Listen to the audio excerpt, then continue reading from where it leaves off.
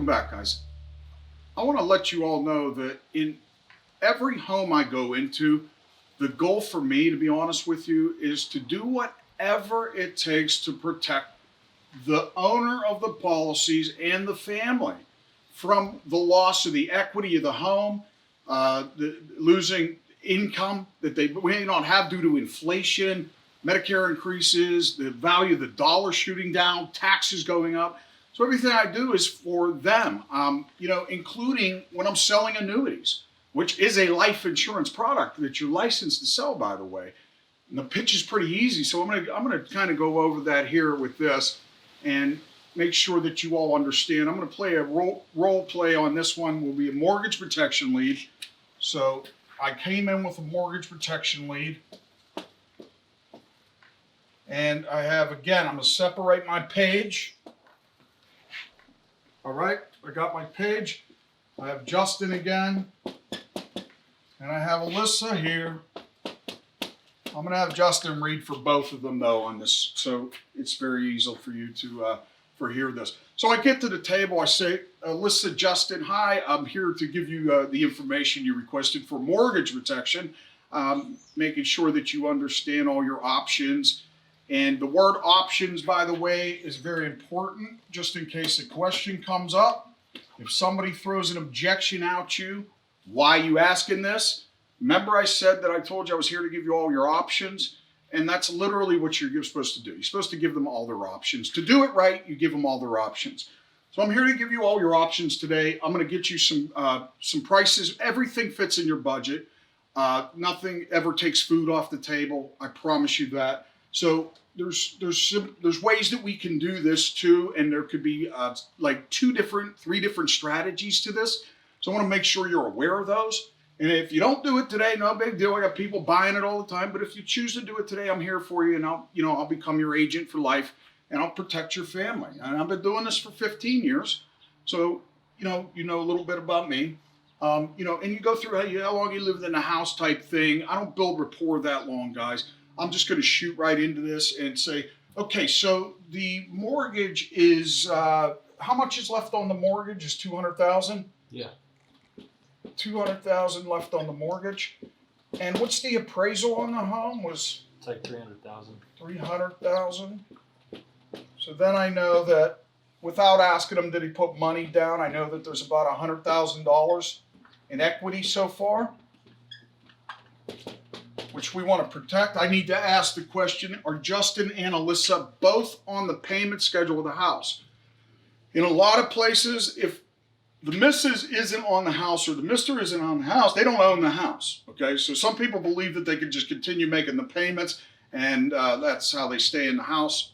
It's not, they don't own the house on paper, then they don't own the house, guys. It's as simple as that. So I have seen people get away with paying the house in an inheritance type, but it'd be like if your uncle died and you inherit the home. You don't own the home, but you have the rights to sell it for the equity inside. So that's what you would do. What's the monthly mortgage on this thing? It's about $1,000. $1,000. And is that for 30 years, right? Yeah. So here I can use the strategy of bi-weekly payment arrangements. I don't want to bring that up yet, but I'd like to give you guys some handout sheets so you have this information all in handout, so it'll be simpler for you. And so you have $1,000 a month there. You got $1,000 down there in equity. The equity is vital to this. You got Alyssa, Justin. They're both 60 years of age. And then we will get started on Alyssa. But you're going to play both parts, okay? Alyssa, if, God forbid, something happened to Justin, okay, and I'm going to black out his name. I'm going to put my hand over the sheet of paper with his name on it. So you're going to get these sheets from us. You'll be able to draw this in. But put your hand over the name and say, if something happened to Justin, what would be your loss of income monthly? It's like $5,000.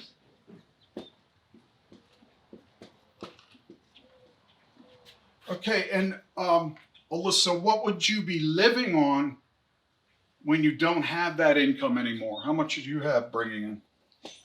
We got about 1,000 in Social Security, like $200 from pension. Do you have existing? This is Social Security, 200 pension. So total's 1,200. So here equals 1,200. So you want to know the totals too, guys. Very important. Don't just have them separated. Total it up as you're going through. So you have. Do you have any existing life insurance, you two? No. Oh, you don't have any?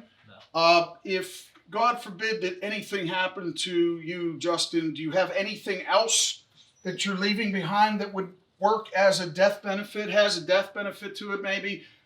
Anything like a pension or an annuity or even a 401k or an IRA or something like that that she would inherit? I thought this was about mortgage protection. Oh, yeah, this is. But remember I told you I wanted you to understand all your options. And what I'm trying to do is just figure out what you bring in and what her losses will be. But also I'd like to know what her gains are. So again, do you have an IRA or 401k that she'll inherit? Yeah, I've got an IRA with 250,000, and then I've got 40,000 in bonds.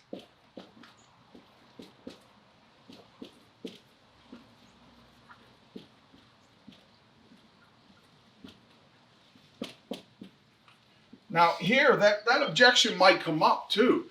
So, him throwing that at me is a good thing because that may come up to where they're wondering, why are you asking that?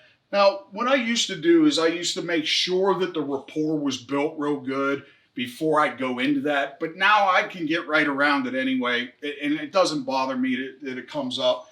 The reason, that we're doing that is to make sure that we understand the losses.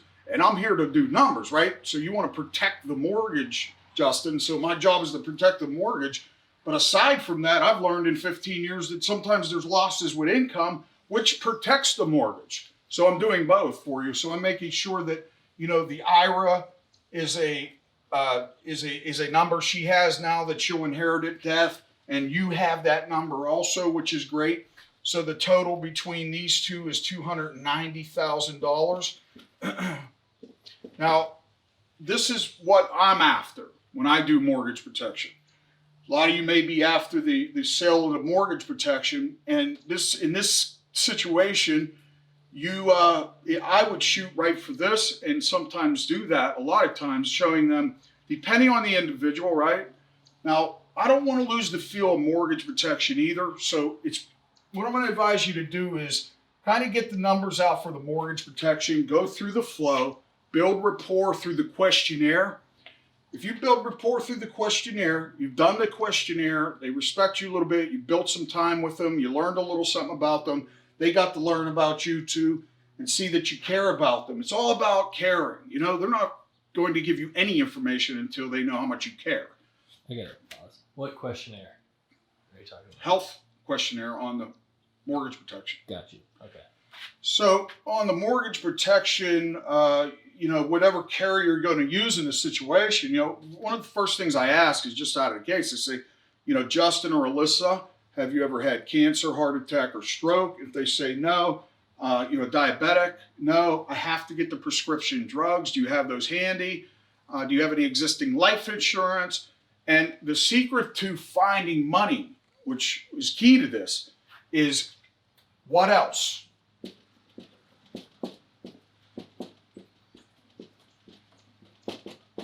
Will Alyssa inherit at your death as a death benefit? I'm not asking, I don't want to know what he's worth. You don't want to just come out and say, hey, do you have a $250,000 annuity, and stuff like that. That's where he might ask the question, hey, I thought this was for mortgage protection. But he did it right too. It might have asked either way. But at the end of the day, you want to ask this after you've asked, do you have existing life insurance? After you've done that, you're going to say, what else at your death will you leave behind for Alyssa as that acts like a death benefit to her, basically. She inherits, basically, to help her survive. So with that being asked, they give you they usually tell you, like, when you go through the list, and I think we're going to make you a list so you don't miss anything, and I'll tell you why. You have an IRA, 401k, pension. Well, we can't do a pension. You have cash, things like that. What I'm trying to get at is, once we find out, 9 times out of 10, they're usually going to just tell you that. But now is where you have, he told me it was $250,000. I don't want to screw you up. They're usually not going to tell you how much it is in there, but they'll tell you what the product is. Like, do you have a 401k? They'll say yes. After they say yes, you have to say, at death, what's the death benefit worth on that to Alyssa? So you have to remember that. Justin told me it in this scenario, but most people never tell you what the value of this is. So you have to say, at death, what is the death benefit value to Alyssa? And that death benefit value shows that you care about his wife. So he has $40,000 in bonds. This isn't doing anything for him. He's not going to earn anything. He's practically not going to lose anything. But we have hidden fees inside this thing.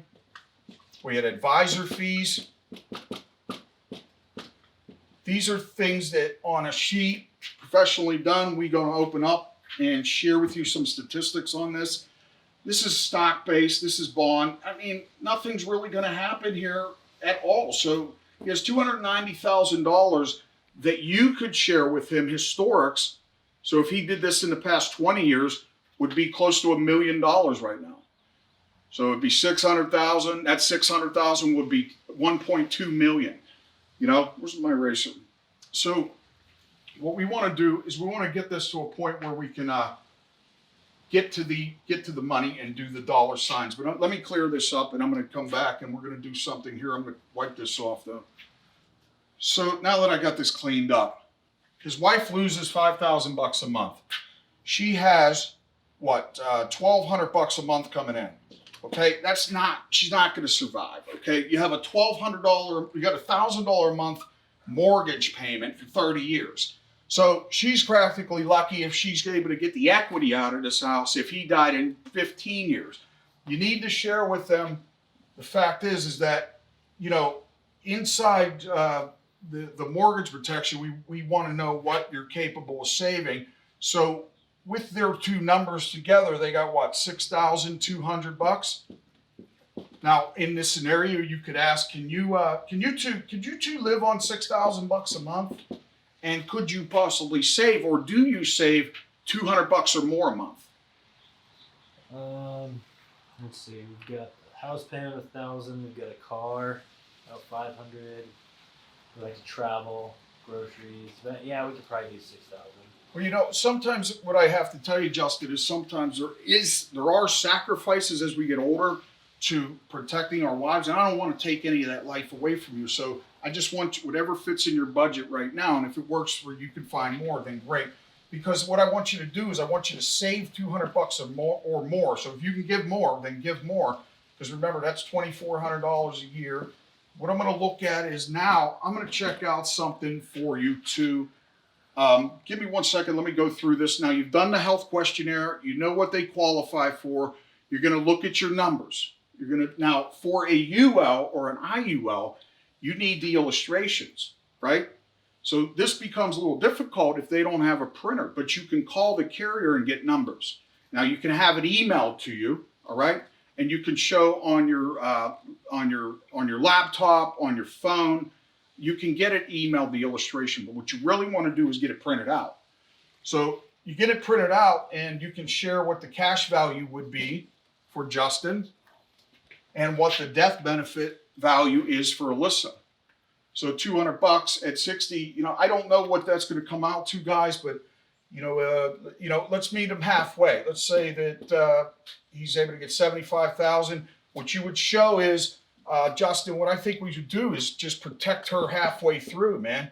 Do a 50-50. You got halfway paid off. And by the way, did they send you guys any information on bi-weekly payment arrangements? Did they show you how that's working for people? No. This is crazy because once you show the bi-weekly payment arrangements, you can share with them how that works. And we should have sheets prepared for that so you don't have to do the math. So you're even, and it kind of just shares what biweekly payment arrangements look like. So it's half of that, right? 550, 500 and 500 equals $1,000, and it knocks off 10 years, 15 years, or even 7 years. And that math on that is $12,000 every year. It's $120,000 every 10 years. And then the equity inside that's half. So it's $60,000 in equity in 10 years, and so on and so on, as I taught you in that last video. What I'm trying to get to is the money. I want a relationship with his retirement plan, because that's the answer for all of this. The only thing is they've probably been with this guy for a while, the financial advisor, and people don't like change. So what I'm going to do is I'm going to make some changes for them.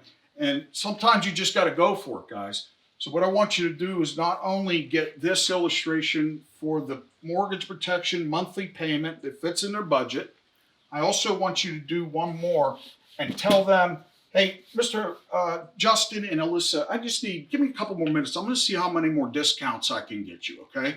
I want to do one more, and I'm going to see how many more discounts I can get you. And then you can do an illustration. But it's strange because the illustration may be that they have to speak about the money that they have, and if they hear you doing it, that's not a way to get discounts, right? So I just tell them what I'm doing, and I'm trying to think of how best to train this. So I'm just going to go over it real quickly with you and show you. If I were doing this, I would know that, yes, I got a $200 policy, maybe it's $75,000, and it's a UL or an IUL, okay? So also, I have the $290,000. So I'm going to tell them this. The best way that I know how to do this, Justin, is through the mortgage protection that they give us. There's one that you come out of pocket, there's one not. So they also allow this number to only participate in the upsides in the market. So they took all the downsides away. All they do is give you 8% annually on averages, and they basically double this number. Plus, they're going to give you a bonus of 15% on that, which will equal whatever that equals. 290 plus 15%. What is it? See what that is in a second. 43,500. 43,000. So we take 005 3 13 3. So we have 33,000, 333,000, 3,500. 333,500 is the new number you'll start with. And then by the time you hit the 7th to 9th year, it'll be 2 times that amount. This is where I want to show you an illustration of the historics on this. So what it's going to do, it's going to show you the past 10 and 20 years that you missed out on. And this, you can't lose anything in this. You're market-based. Your wife cannot afford for you to lose a penny. You're not taking any of it. So it doesn't make sense not to look at this. It's the same damn thing he's doing for you anyway, but he's charging you for it. The other thing is, I want an advisor. The advisor is charging you a fee. Now, he says it's an expense ratio of 1% or 2%. I'm not sure if you know how much he's charging you. It could be 3% annually. That makes a difference over time. And then there's hidden fees too. So there's always hidden fees. Do the math, Justin. He can't get by on 1% of $290,000 a year. It doesn't make any sense. That's $2,900 a year. You know, it doesn't make any sense at all to do that job. So at the end of the day, there are hidden fees. So we're going to lock this in. I'm going to get you an illustration for this, and I'm going to share with you this option of doing this. And then what this does is that by the time it doubles, it has paid the house off for you. All the payments you put into the house now have come back to you. You have this annuity here. Now all the payments you put into it have come back to you. So everything you put in a house has built the equity. Your inheritance to your wife is built. Now she has the house paid off and she has the equity in this house. Now, what I mean by paying off the house is this is bigger now. The annuity is $600,000 some odd dollars. It's $660,000 in 10 years. You're going to tell me you wouldn't rather have $660,000, Alyssa, in 10 years, or a chance at losing $290,000 due to a market crash? So that's how I would sell that. and position that, and I would get the illustration on the spot. A lot of you who don't know how to sell annuities need to go to finish out the mortgage protection sale. Take the $290,000, okay? You need to go to your upline, whoever you can trust that does annuities, guys. You may not trust your upline to do it. If they're not selling annuities, do not go to your upline who's not selling annuities. Find somebody who's selling annuities. Contact me, for God's sakes. Get an illustration done correctly. Don't screw this up. Because you screw this up, some of these guys will sell it just for commission and just do it for the highest commission. That burns them on this. They're not going to get interest earned. They're going to get 1%, 2%, 3% out of this shit, and you're going to be a liar. You want the highest interest earning products. You want the highest bonus for any scenarios. And, you know, it's just a fantastic opportunity to double somebody's money. Make them wealthy, man. $660,000. He'll be 70 years of age. If he can wait till 80, 1.2 million. 1.2 million in 20 years. She's fine, he's fine. They can live till 90. Everybody's fair and everybody's good. The way they're doing it now, you also want to let them and inform them that if you continue to do it that way and you tap that money out, if you take $1,000 a year, that's $12,000. You know, a year, you take $1,000 a month, $12,000 a year. You have $120,000 out in 10 years. Plus you have downside market returns, you have fees, you have this, you have that, and you have taxes. So that probably takes you to about, you know, closer to 150,000 left in the bucket. So at the end of that, you're got what, 10 more years on it. You might have 20 years on this with inflation and tax increases and the dollar going down. So you have to inform him about inflation, Medicare going up, taxes going up. It's all just flows together, you know. And at the end of the puzzle is you selling the annuity, though. At the end of the day. You know, it's hard for me to teach this. I'm not in the house teaching this. I'm not in a real scenario. I'm trying to come up with scenarios that you'll run into. And, you know, this thing will be best done when we do it live, I guess, you know, get your questions. But for now, just kind of learn on how to do this and just get close as you can to the annuity. And practice will make perfect, I promise you, okay? This is basically how to get from the mortgage protection lead to the annuity sale, guys.